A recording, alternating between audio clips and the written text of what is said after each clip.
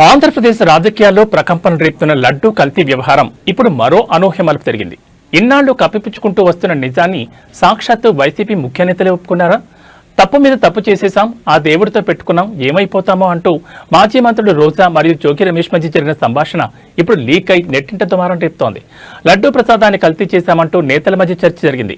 కలియుగ దైవం వెంకటేశ్వర స్వామితో పెట్టుకున్నాం, భయం వేస్తోందన్న ఆందోళన, జాతీయ స్థాయిలో పరువు పోతోందని, ఇక గద్దెనెక్కడం కష్టమని వ్యాఖ్యలు చేశారు.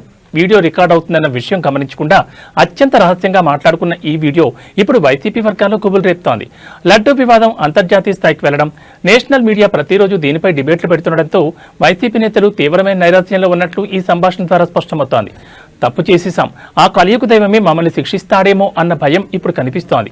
ఈ వీడియో బయటకు రాగానే నెటిజన్లు తీవ్రంగా స్పందిస్తున్నారు. పాపం పండింది, దేవుడి ప్రసాదాన్ని అపవిత్రం చేస్తే ఊరుకుంటారా అంటూ విమర్శల వర్షం కురిపిస్తున్నారు. నేషనల్ మీడియా సైతం ఈ లీక్డ్ వీడియోపై ప్రత్యేక దృష్టి సారించడంతో వైసీపీ డిఫెన్స్ లో పడిపోయింది.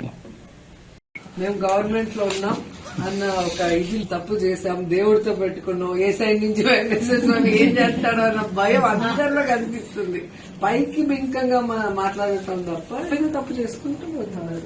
జనాల్లో బాగా నేషనల్ లో బాగా కవర్ చేసేసింది, నేషనల్ న్యూస్ అయిపోయింది, పార్లమెంట్ లో రాజ్యసభ మాట్లాడుతుంది, జనాల్లో బాగా అర్థమైంది. దారుణం కదండి సార్, ఎందుకు వచ్చి ఆయన పెట్రోల్ బాగుంది, ఇంట్లో వైఫ్ పిల్లలు అందరూ లేడీస్ ఒక